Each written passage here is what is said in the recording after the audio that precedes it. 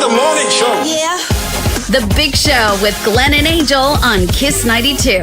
Good morning. Sometimes getting out of bed in the morning is a lot to deal with all at once. Good morning, Singapore, and welcome to The Big Show. And today we have with us not just Adrian Choo from Career Agility International, we also have Mr. Patrick Tay, who is Assistant Secretary-General and Director of Legal Services and Strategy at NTUC. Good morning, Patrick. Good morning, Glenn, Angel, and Adrian, and glad to be on Kiss 92 again. Oh my goodness, it's good to have you, man. Haven't seen you you. in a while. You Yes. look very well. Thank you. So what's been keeping you busy these days? I mean, tell us, sorts, what does a day look like? Well, it's a lot of things happening in the manpower labor space. So whenever there's some new announcements, we're looking at initiatives, policies, programs, even legislation. So that keeps me quite awfully busy. Right. In the past months and moving ahead. We've been reading quite a bit in the news. I mean, there have been retrenchments and all that. Anything for us to worry about? In a way, if you look at the latest labour market figures just came out last week. Unemployment relatively low, and retrenchments we are seeing back to the good old days prior to the COVID pandemic. Right. And we had like 3,000 plus the last 2 quarters. Okay. So I think it's it's still there. I think it's not something to be extremely worried about, but have to be watchful because what's unique this time is that the retrenchments are happening not just to the traditional blue collar rank and file workers. The professionals, managers, executives, especially the white collars, are also affected. So we need to be prepared, and that's my pitch out there, right? That for the white collar workers, aka PMEs for short, should be watchful of restructuring, reorganizing. So we are seeing quite a bit of that in various sectors. Are there any sectors in particular that are being affected? I think particularly in the last 12 months, many of you who have followed the newspapers, including the Straits Times, will realize that there are quite a few of the financial institutions that have sort of laid off people because of restructuring, reorganizing, and re-strategizing. For example, like Standard Chartered, HSBC, even Goldman Sachs and Nomura. So I think these are just companies that have been publicly announcing that they're reorganizing and restructuring. And I'm curious about your perspective as to why this is happening. Because the retrenchment that's going on now, it looks like it's more structural rather than just due to pandemic. It's just ongoing, and I'm wondering, what are your thoughts about it also? Yeah. Adrian, thanks for that lead on. It's not just cyclical. Of course, demand goes up and down, but it's also structural. So structural comes in many forms. In a very simplistic way, it could be a mismatch of skills, for example. I mean, now we are talking about generative AI, agentic AI, and all these developments, and whether the workers, the existing workers and the new workers have the skills to assume some of these roles that the companies are in demand for. So that's one. And of course, there will be situations such as not just mismatch of skills, but mismatch of jobs and expectations. Yeah, so I think all these mismatches have sort of led to some of these structural challenges that we are facing. All right, we are speaking to Patrick Tay, Assistant Secretary-General at the NTUC. We'll continue to talk to Patrick on The Big Show TV. Meantime, here's Miles Smith with Wait For You on Kiss 92. I see you fighting. So it's kind of like what Adrian comes in every week and says, you got to keep your skills upgraded to be able to keep up and remain relevant and not become redundant anymore. And that's why you emphasize so much on the educational ecosystem, Yes. which comprises of lifelong learning as well. I mean, I can't emphasize more the importance. And it's not just in Singapore. Yeah. But I interact with global partners, tripartite partners in the region, in Europe, in America. All of them are really very, very concerned about training, skills upgrading, and staying relevant. Because unlike 2 decades ago, today things are happening at breakneck so speeds. quick, yeah. Today you're doing this, and tomorrow. That's why I worry, for our universities as well as our institutes of higher learning, whether what they are teaching will be relevant. And really, is it what I call speed to market? That's why the labour movement has started some initiatives at the company level, also through one of our social enterprises, NTUC Learning Hub, to sort of help to deliver some of these skills and training in bite-sized, in blended formats, and in various formats, to make sure that they are speed to market and to get them up to speed quickly, so that hopefully they don't get dislocated. And also, you don't waste too much time on one thing, just in case all that training goes to waste. Like you were saying, because it moves so quickly, right? Yeah. If you spend like 3 weeks on it versus Yeah. a couple of hours, at least you would have only invested a couple of hours. Yeah. Right? True. And also, it's not just about acquiring certificates, it's about putting the skills to practice, getting good at it, building capability. So it's more of a mindset rather than just picking up the certificates. Because I do know people who just collect certs, but when you ask them to do something with the knowledge they gain, they say, no, I've not tried it. Yeah. And now we are in this big drive, this evangelistic drive to tell employers out there, can you please look at skills first? Forget about degrees. Yeah, because I think this is quite relevant at this juncture because, gone are the days where if you have more degrees means you are safer, you are better. Something to fall back You on. get better. I think now the no whole more. mental model has shifted quite a bit. I must say, being on the ground in the last 1-2 decades, employers are now more open and more particular about whether you have the skills and competencies than anything else. That's interesting that you say that because, like, what do we tell the kids? We're like, yes, go to school, get a degree, get a diploma, whatever have you, but also this is important, Don't worry too much about the paper academics. Yeah. So I think it's an entire continuum. You go to school, you go to IHL to get your very foundations and fundamentals right and equipped, and then later on in bite-sized format, ensure that you everything. stay relevant. I always like to use the 3 R's, not reduce, reuse, recycle. I call it ready, relevant, and resilient. Ready with the new skills, relevant to the new jobs, and of course resilient to the many curveballs. Yeah, that's something I think this new generation needs. Resilience. Resilience. Absolutely. Yeah. Right? Yeah. Adrian will tell you more about that.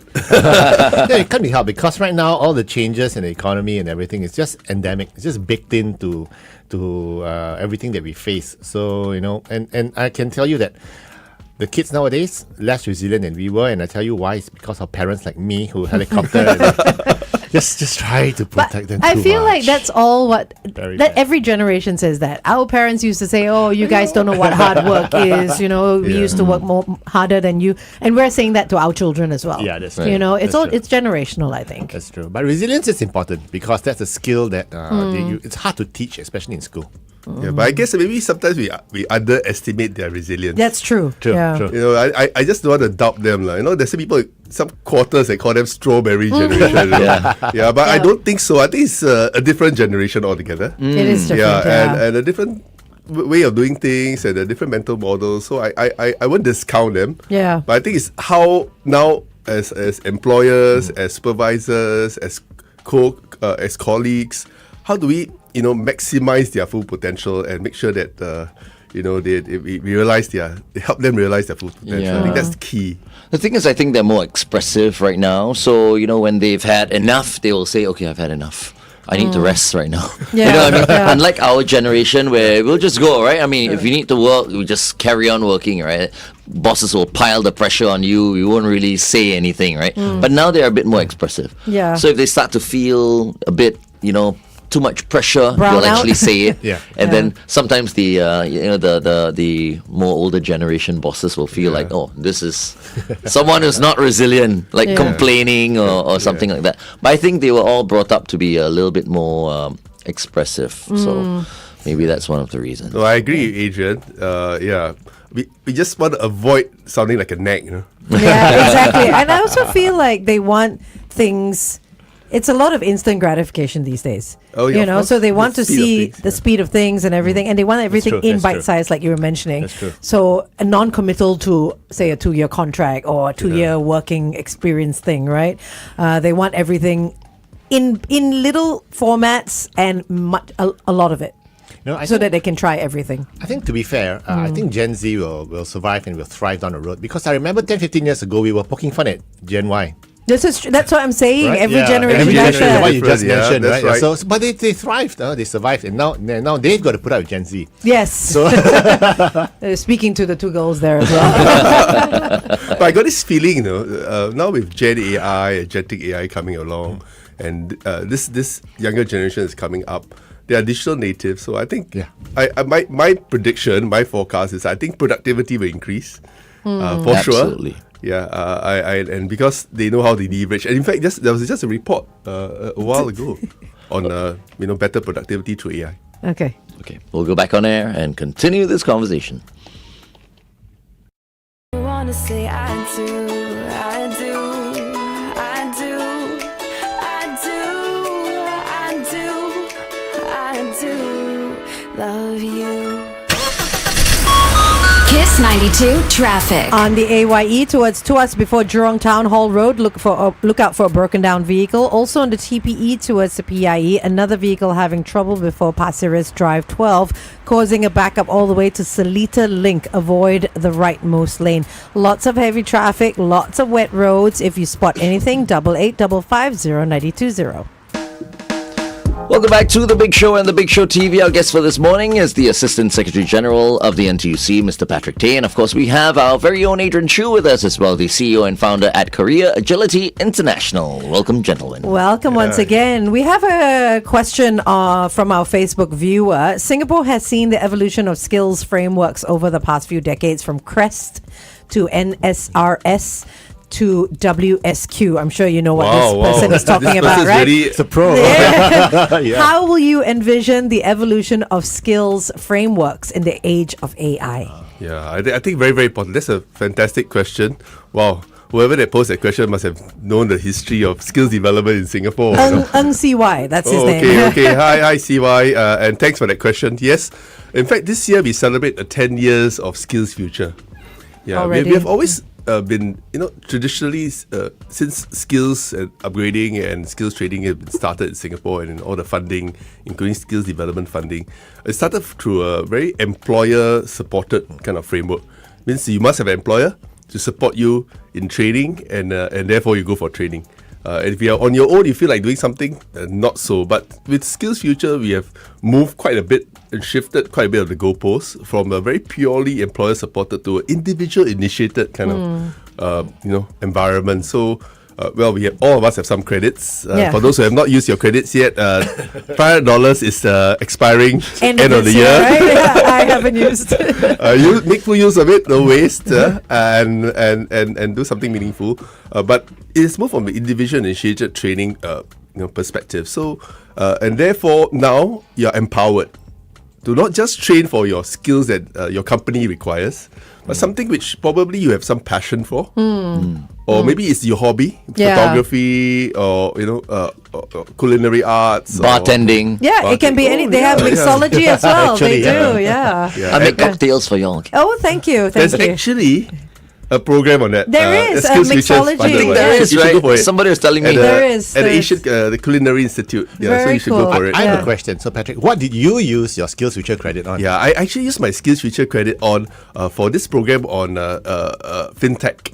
Okay. Because I was in a way working in the fintech space, trying to understand the fintech ecosystem. Well, about 5 years ago. Yeah, that was huge. So I told myself, if I'm going to help workers in this space, a lot of startups, how do I get to know better the sector? I went through a simple program.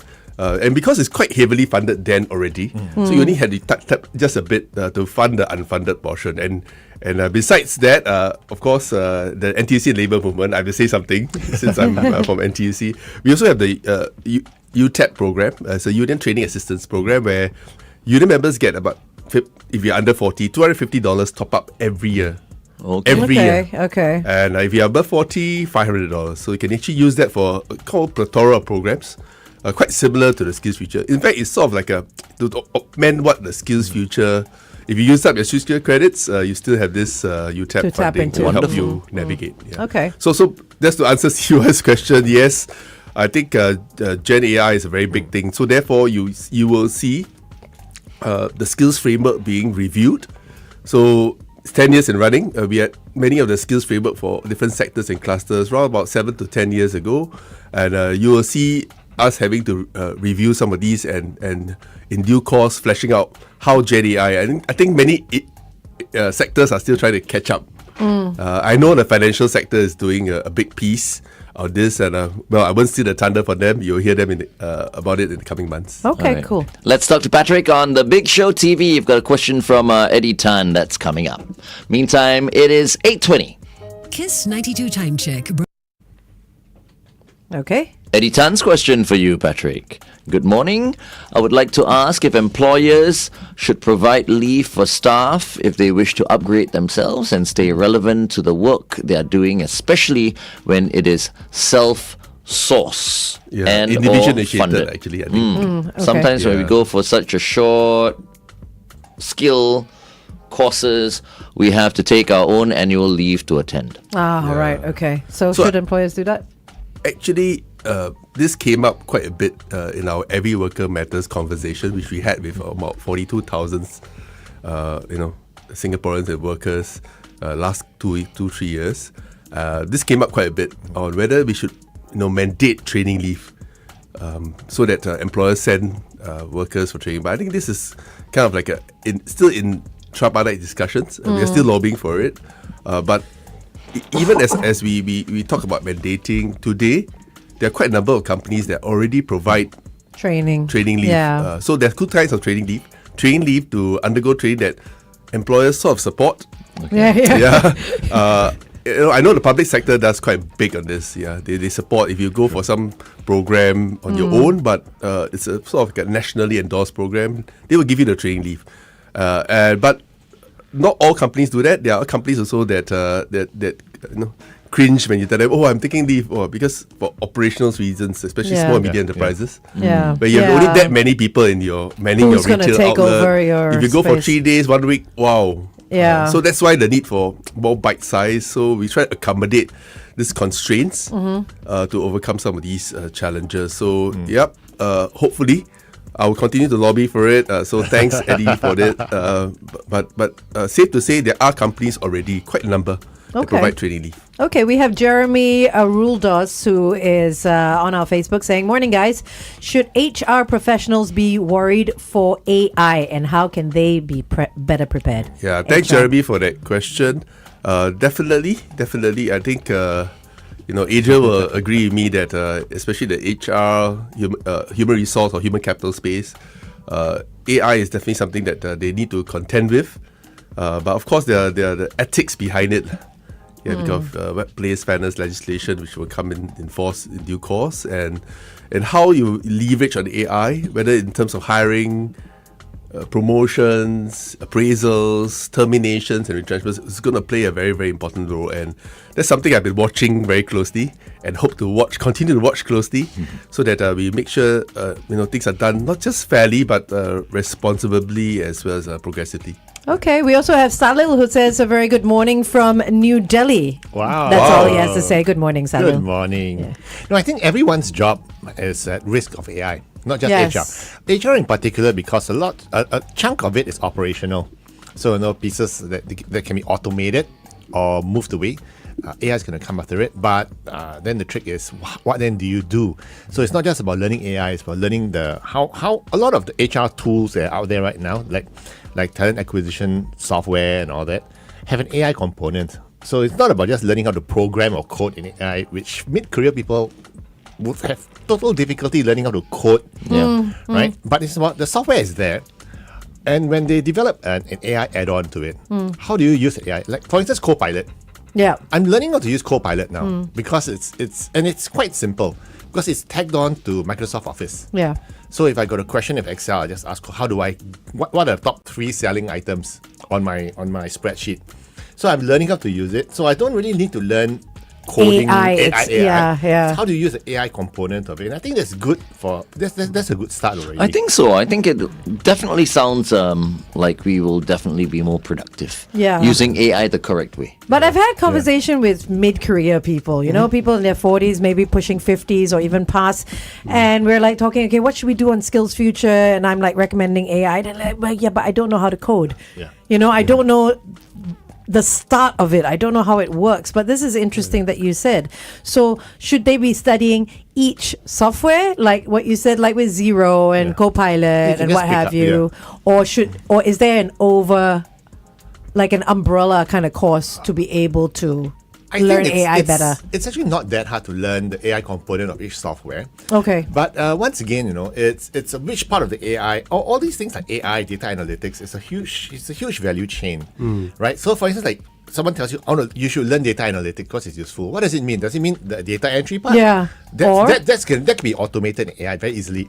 Or can you do the storytelling, the what if, the data visualization piece, which is more cerebral, less AI. Less AI. See? So you can choose a spectrum of where you want to sit. So if you want to learn AI, instead of learning how to code the large language models, which normal humans can't, right? Yeah. I mean, especially these are your It's automated, we figure out how the application of it, right? And I think it's easier. For instance, I have this software this service, stock photos, for my articles and everything, right?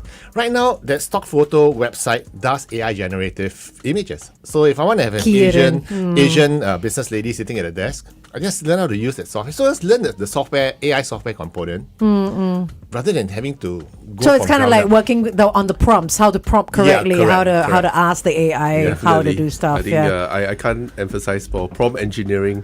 Prompting, right? Because it's the art and thing of the in-demand skills. a lot of people are still using it like Google. Yeah, They're like, where do I go for lunch? No, that's not what you want to do, right? I have a pro tip for all listeners out there. If you're stuck with a prompt, you just go to ChatGPT and say, I want to generate image prompt of a woman sitting at a desk. What do you use? What should I prompt? And then it generates a nice prompt. You just cut and paste and put it in there. So you use AI to solve AI. And right now, you don't even need to have any prompt engineer because just ask ChatGPT, what should I do? And ChatGPT also churns out images. And it churns out these images. days. Yeah. So you just ask it for the prompt. It generates the prompt. You just cut and you throw it. How much do you use AI, Patrick, in your daily life? I mean, AI is everywhere, but specifically you aim to use AI. You know what I mean? I use AI quite a bit when I try to explore certain things that I've never heard before, or trying to get more information about it. Yeah, ChatGPT? Is that what you usually use? ChatGPT, but because my office uses Copilot, so yeah, Copilot Microsoft 365 is the usual default setting. Yeah, but definitely okay. I believe many of our listeners out there are also doing that. When I go for my year-end holidays, I definitely go to ChatGPT and to ask for the best price tickets. Well, I always book last minute, so I can't be too optimistic. No, but honestly, that's what it does, right? If you really prompt it, you say, I want to fly this date, I want to do this. Dates are slightly flexible to +2, -2 days. Yeah. It'll churn out the best flights for you. That's and the prices as well. It will be your tour agent.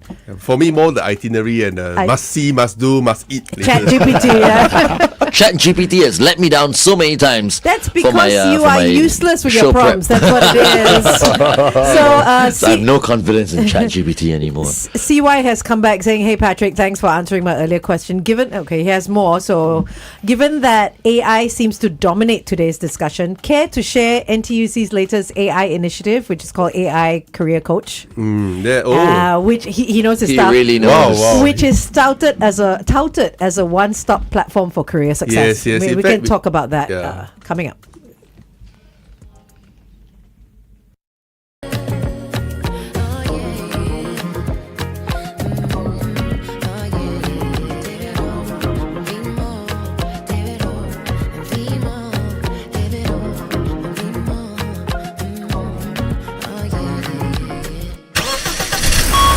Kiss 92 traffic. A couple of accidents to look out for. Roads are still wet. On the TPE towards the PIE before Lorong Halus, avoid lanes 1 and 2. An accident has been reported. On the AYE towards the MCE before Bona Vista, another accident. Also on the CTE towards the AYE, a broken down vehicle before Ang Mo Kio Avenue 5. If you spot anything else, 8855 Welcome back to The Big Show and The Big Show TV, our guest for this morning, and we are so grateful that you have taken time off to be with us. Patrick Tay, Assistant Secretary-General of the NTUC, thank you so much for joining us, and of course, Adrian Choo as well. So we have a follow-up question from CY. He says, thanks very much for answering the earlier one. He says, given that AI seems to dominate today's discussion, care to share NTUC's latest AI initiative, NTUC AI Career Coach, which is touted as the one-stop platform for career success? Yeah, I think there are three things I wanted to share on what NTUC Labour Movement is doing.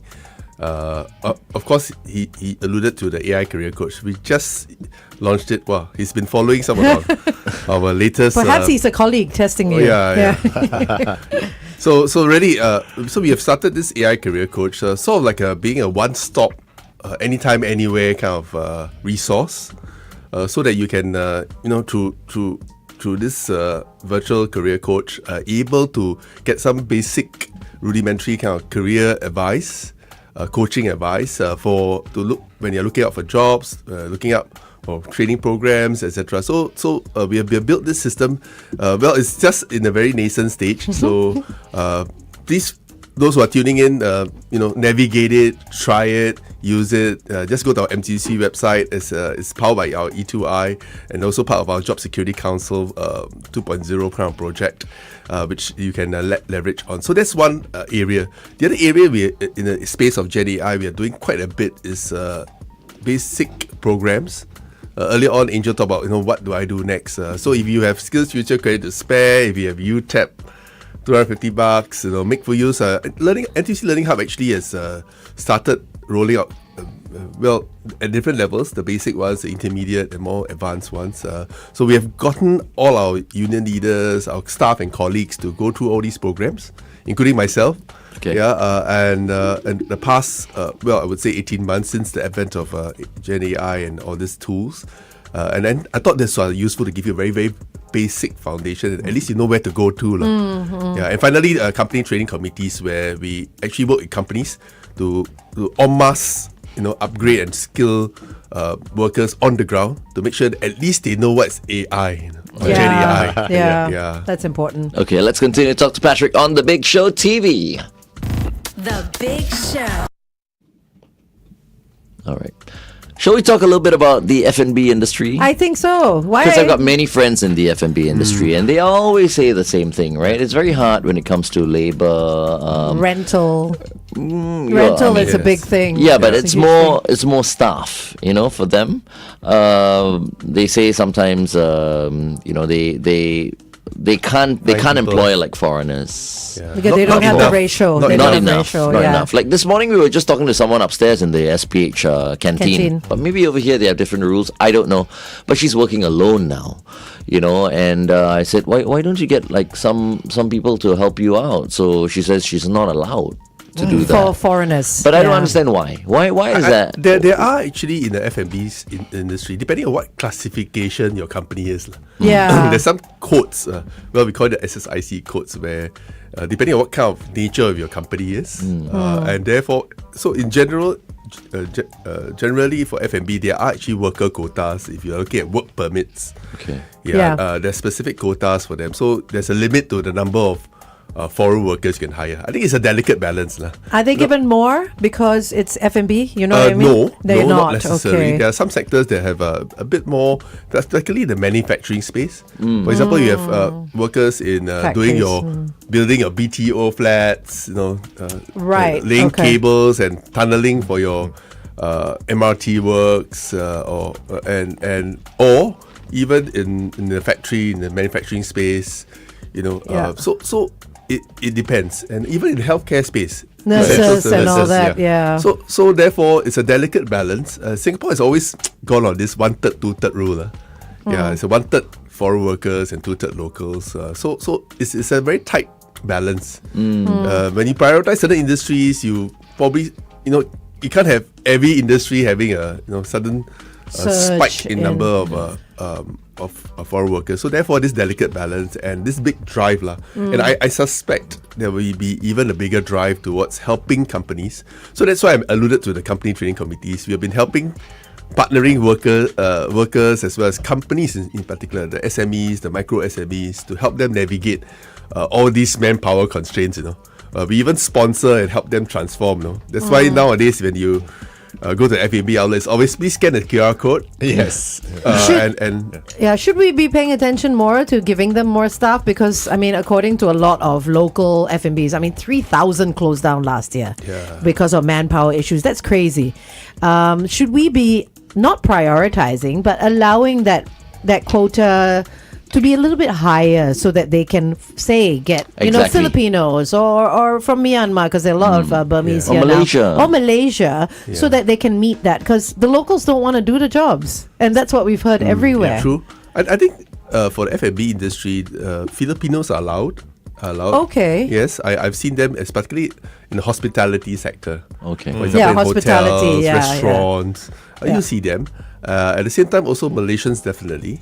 But I think this is a very, very delicate balance. I think I don't envy the work of Ministry of Manpower because it's a very, very delicate balance whether we want to release the pressure valve or for the certain jurisdictions or certain geographies. So it's a very, very sort of wanting to use the word tricky. It's a very tricky balance, to achieve. And everybody wants manpower. And actually, one of the main imperatives, there are a few main imperatives why we want to, have a very, very tight labour market situation. I think we want to, firstly, of course, strengthen the Singaporean core. But of course, not every sector you can have a Singaporean core. But at the same time, also we want to. I can see the very impetus to sort of saying force, but get companies to really rethink their business strategy, business processes, so that you can maximize whatever that's available, and to leverage on technology, even generative AI, to really maximize that. But definitely there's one space that we are watching very, very closely. That's why you just heard about the progressive wage model in the retail space as well. And also in FnB, that's also one of the ways, in a way to uplift the profession in terms of wages, welfare, and work prospects, so that more Singaporeans may consider that as an option. Because currently wages may not be up to par, particularly for the mom and pop shops and small outlets. The smaller ones. Yeah. So that's one area. I like if you go to other parts of the world, FnB workers are actually quite well paid. Yeah, labour, Especially yeah. in the countries with minimum wage. Yeah, In Yes, for Australia, sure. that's it's like right. $14 An hour, $18 an hour. Yeah. So it's a tricky thing. So that's why we are rolling out the progressive wage model also for sectors such as this to really uplift the wages so that people don't shun the industry. Yeah. Yeah, it's an option. It's a career option. In fact, every trade, every craft should be an option. That's why we have been doing various initiatives to different sectors to really uplift the sector, the image, even craft, Yeah, we have been talking about like plumbing, electrician, aircon maintenance. It's always shunned by Singaporeans, and you have people from nearby countries coming to help you to do that. But I think you'll be surprised. Actually, it's quite a lucrative and profitable trade. It is. Because everybody has an air conditioner at home. Yeah, exactly. Yes. And Everyone's then, got a toilet. But everyone that comes to my house to do servicing, to repair, Everyone's whatever, foreign. everyone's from Malaysia. Yeah, Malaysia. Yeah. And then That's it's true. not cheap, and it's a couple of $100 each time if you call for such services. Yeah. And it's just a it can be little a 1 hour tweak. job. Yeah. Or less than that. You're like, my Less. account's not working. They're like, oh, look, this button. No, one thing I always found very amusing was when I first bought my first HDB flat when I got married, and the guy who came over and painted the flat, the painters, and I was talking to him and he was chuckling to himself. He said, your flat very small. I said, really? Why? He says, because I stay in landed property in JB. No. So it was so funny. I was laughing. Yeah. Like, whoa. Yeah. It's like, how do you live like this? How do you live like this? You're Singaporeans. I'm living in a land. I got a garden that's bigger than your house. Yeah. So I was like, okay. So funny. So you were talking. You said you were in the fintech industry as well before. What's that do? How's that like now? Yeah, because What's it like? I co-chair this financial sector tripartite committee. So we look at the financial sector in general, banking, insurance, asset management, and we've been about 7-8 years ago, we have been quite big on the fintech space. In fact, this year we'll be having a Singapore Fintech Festival again. I think that's one space that's been seeing some ups and downs because of pandemic, as well as a lot of re-strategizing and in the fintech sector, there's a lot of investors, angel investors, VCs involved, and therefore it's ups and downs. Yeah. But definitely one space which I think will augur well, because as we move into digitalization the last couple of years, and now with generative AI, I think the fintech space, if you go to the right areas, whether it's cybersecurity, whether it's compliance, whether it's because the fintech space is quite big. They have Different insurtech, pillars, yeah. and then you have all sorts of parts of the ecosystem in the fintech. Fintech is just a very, very big, broad word. There's actually opportunities there in terms of learning new skills, the jobs, the opportunity, wealth coming into Singapore, etc. And Singapore being a very, very well-known hub to be able to provide such services with reliability and well connectedness. So this is one space which I feel continually will be bullish, and hopefully they try. Okay. You must be very, very busy, I have to say. Okay. Well, one last talk set? Okay. We'll close with that.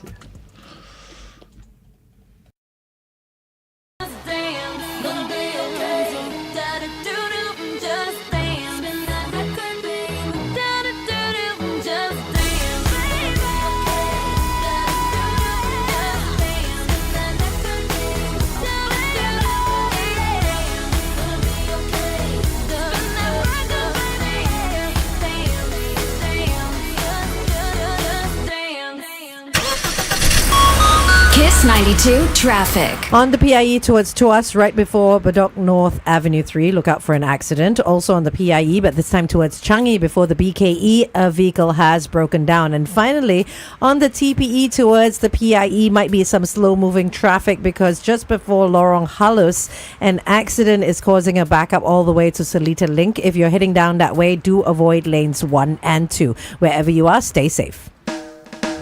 Welcome back to The Big Show and The Big Show TV. We have been speaking to Patrick Tay, the Assistant Secretary-General of the NTUC, and of course Adrian Choo, the CEO and founder at Career Agility International, is here with us as well. Now, Patrick, I was just saying earlier on, I mean, you make it look so easy, but you must be a very, very busy man. Extremely busy. I mean, you're an MP as well, so I'm sure you've got your Meet the People sessions. And all the activities in the community. Oh my goodness. What's your regular day like?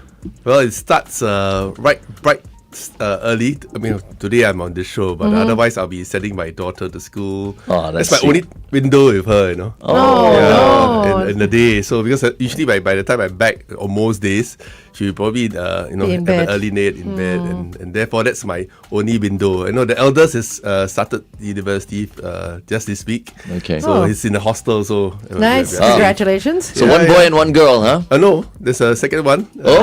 My second one is now second year in Temasek Poly. Okay. Doing Okay. biomedical So you're engineering. three. Yeah, Three, okay, So yeah. they're quite grown up. So except for little princess, we're trying to spend some time with her. Two so boys and a that's girl. how I start my morning. Okay. Yeah, and then of course it's off to work and it's meetings.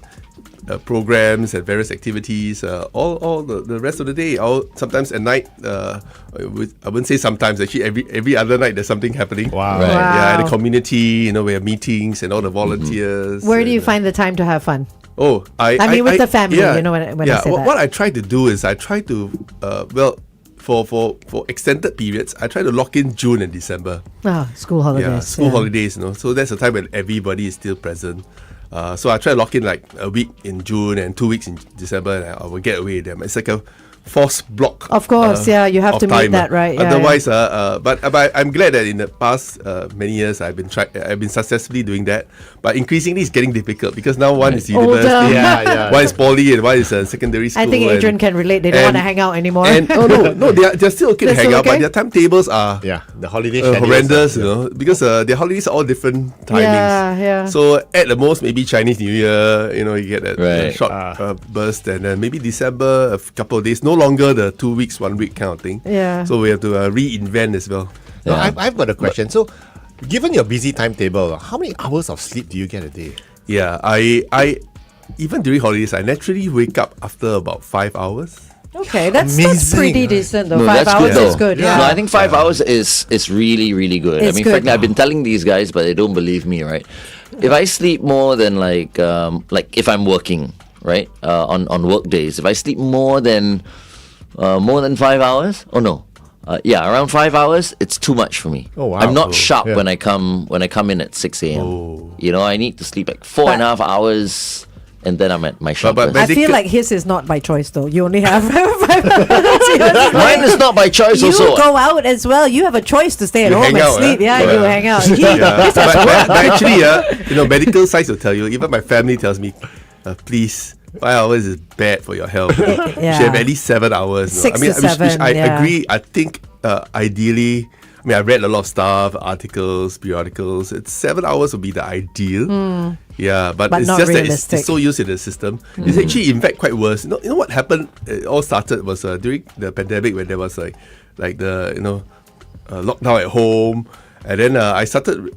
I bought a device on my watch Sleep device. and monitored my sleep patterns, and I realized I was averaging only like 4 hours. Wow. Then I was like, I panicked, I said, wow.